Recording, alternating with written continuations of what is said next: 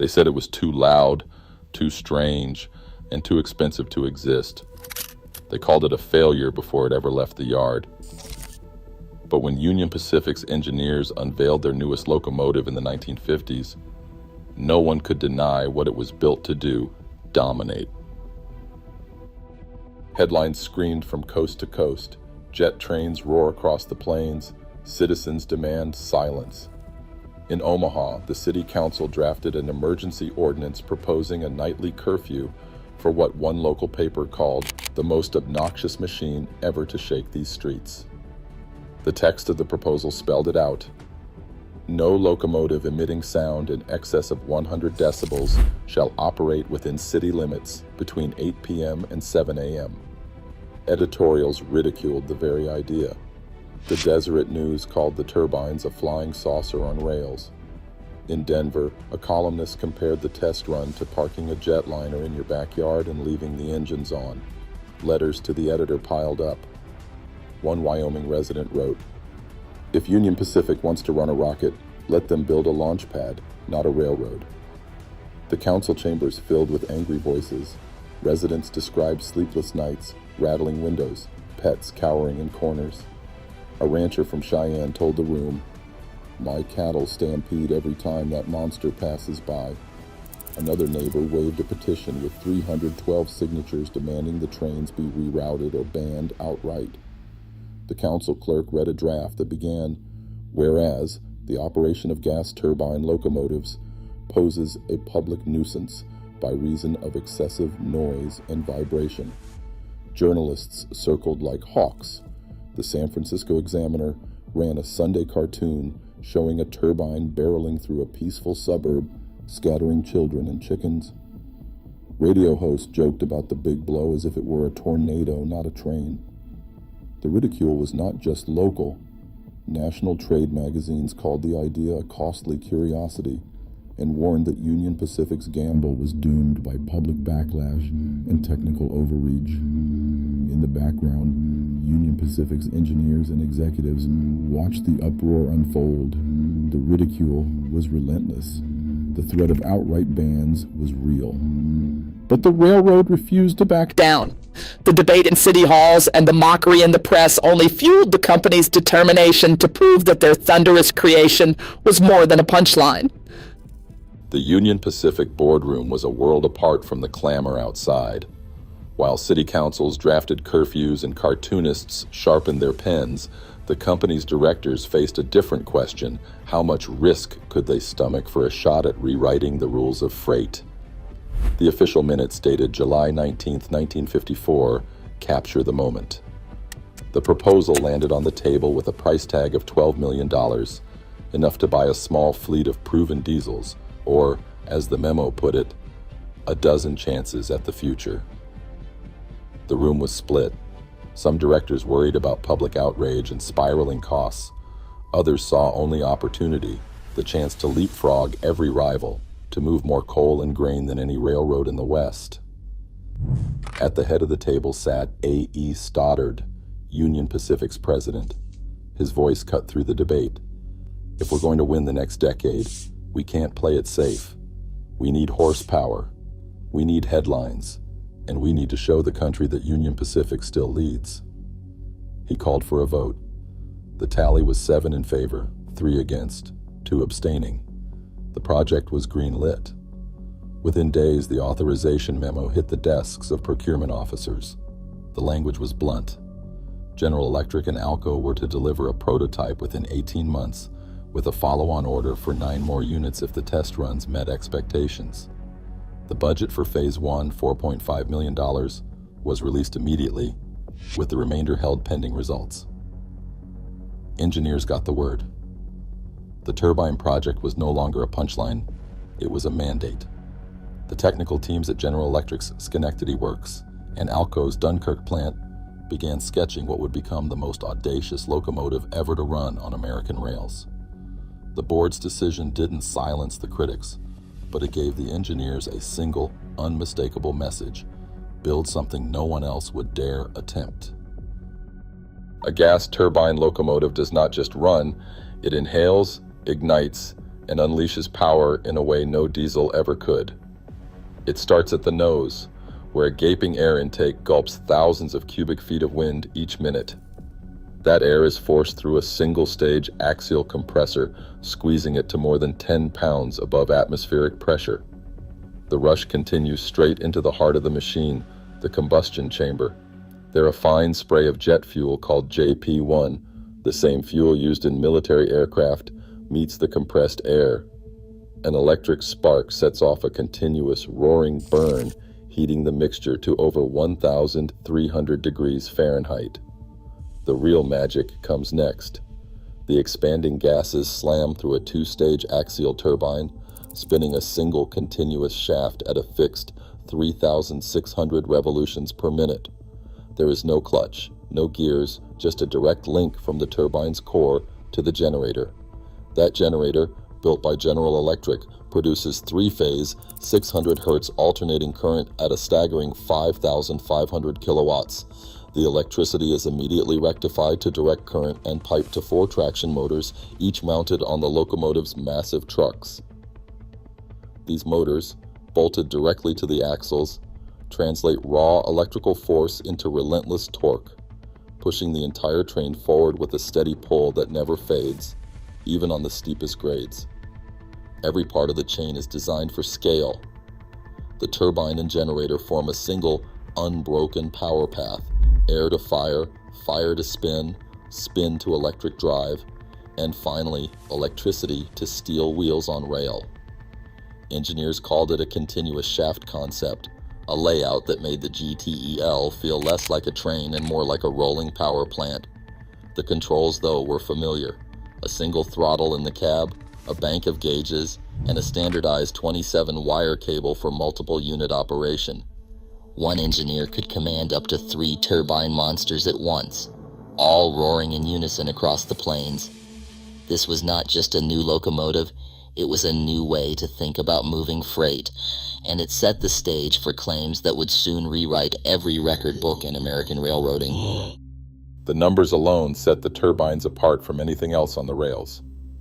8,500 horsepower, more than double the output of the most powerful diesels of the era, surged from a machine that ran not on diesel, but on JP-1 jet fuel.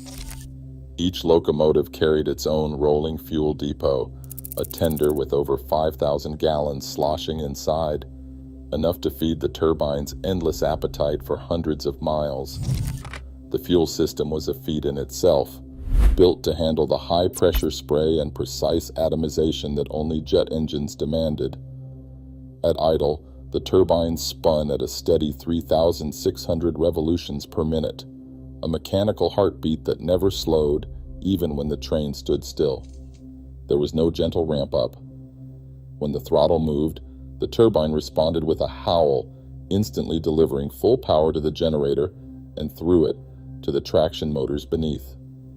The result was a surge of electricity that could move a 10,000-ton freight train up a 1.2% grade without breaking stride. Jet fuel was not just a technical detail, it was the logic behind the entire project.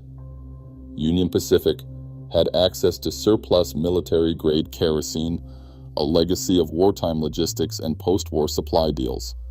Using it gave the railroad a fuel supply that was cheap, energy-dense, and for a while, almost limitless. The gamble was to burn what the airlines could not use, and do it on a scale the world had never seen. With a single engineer in the cab, a GTEL could pull loads that once required 3 or 4 diesel units. The continuous shaft, the massive generator, and the relentless turbine all worked in unison to deliver a kind of brute force that was as much spectacle as it was engineering. This was more than a locomotive, it was a rolling power plant, a jet engine on rails, and the numbers proved it. Every statistic pointed to one conclusion. Union Pacific's gamble had created a machine built to shatter records, not just expectations. The freight manifest from Union Pacific's turbine era read like tall tales made real. One entry, dated September 1964, lists a train weighing in at 23,600 tons, More than 180 loaded coal hoppers stretched nearly 3 miles from coupler to coupler. On another day, the dispatcher's sheet for the so-called Super Coal Special records consist of 210 cars, pulled by 3 GTEL units and 4 diesel helpers, the whole formation snaking across the Wyoming prairie like a moving city of steel. The numbers alone defied belief. Conventional wisdom said a single locomotive could never move so much mass, let alone keep it rolling over the high plains and up the mountain grades. Yet the records show it happened again and again.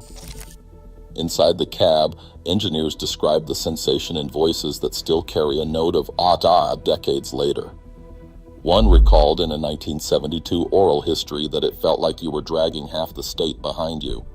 You would open the throttle, the turbine would spool up with that roar, and you could feel the slack run out all the way to the horizon. The train did not leap forward. It surged, a slow-motion avalanche powered by 25,000 combined horsepower. On the radio, dispatchers would call out the numbers with a mix of pride and caution.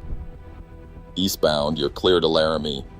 Consist is 208 cars, 22,000 tons. Watch your brakes on the hill. For the crews, these runs were a test of nerve and skill. The length meant the head end could be in a different weather system than the rear. On curves, the train bent like a river, the turbines at the front howling as they pulled the weight of a small town behind them. Engineers learned to trust the machines, relying on the steady torque and the relentless pull that only a turbine could deliver. One engineer said they never felt underpowered. If more power was needed, you just gave it more. The turbine did not complain, it just got louder. Every record set on these lines, for tonnage, for length, for ton miles delivered, came with a signature, the howl of the big blows echoing across the plains, proof that Union Pacific's gamble had paid off in mass, motion, and sheer scale. On the steepest climbs of the West, the turbines earned their legend not by brute force alone, but by doing what no other locomotive could, keeping speed where others crawled. The official log from the Nevada Division, dated October 1965, records a 4-unit GTEL lash-up cresting the 1.5% Kalamazoo grade at a sustained 32 miles per hour, 5 miles faster than the best diesel consist had ever managed. The engineer at the throttle recalled the sensation years later, saying, "You'd hit the base of the grade, open her up, and the whole train would surge. The turbine didn't bog down, didn't lose its voice. It just howled louder." Freight dispatchers started to schedule heavier, longer trains, betting that the turbines could muscle through grades that had humbled generations of steam and diesel. The numbers told the story. On Donner Pass, a 12,800-ton grain train climbed the 1.2% summit at 28 miles per hour, nearly double the pace of the previous record. On Sherman Hill, the turbine's flat torque curve let them pull 20,000 tons over the summit without stalling, their speed unwavering even as the rails curved skyward. But every record set had its shadow. As the turbines thundered up the grades, their appetite for fuel became impossible to ignore. A handwritten ledger from the Cheyenne Roundhouse, tucked between maintenance reports, captured the first warning: GTL number 18 Sherman Hill Run, 2,200 gallons of JP1 consumed over 65 miles. The math was simple and sobering. At full throttle, the turbines burned more than twice the fuel of their diesel rivals. The fuel tenders, once thought oversized, now emptied faster than anyone had planned. In the boardroom, cost sheets began to circulate with red ink in the margins. One memo dated November 1965 asked whether they could afford to keep breaking records at this price. For now, the turbines still ruled the summits. Their speed on the grades was a triumph that silenced doubters and filled the record books. Yet behind every celebrated climb, a new concern was taking root, one measured not in miles per hour but in gallons burned and dollars spent. Fuel bills arrived in thick envelopes, each one heavier than the last.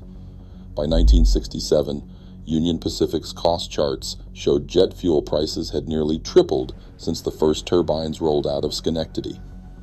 What began as a clever use of surplus military kerosene now threatened to swamp the entire program.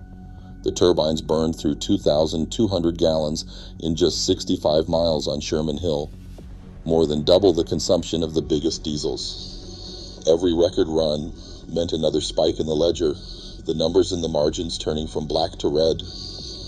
The real pain, though, wasn't just in the fuel tanks. Down in the Cheyenne shops, maintenance foremen kept a separate logbook, one that tracked the turbine blades themselves. Each set, hammered by relentless heat and stress, lasted barely 6 to 8 months before fatigue cracks forced a full teardown.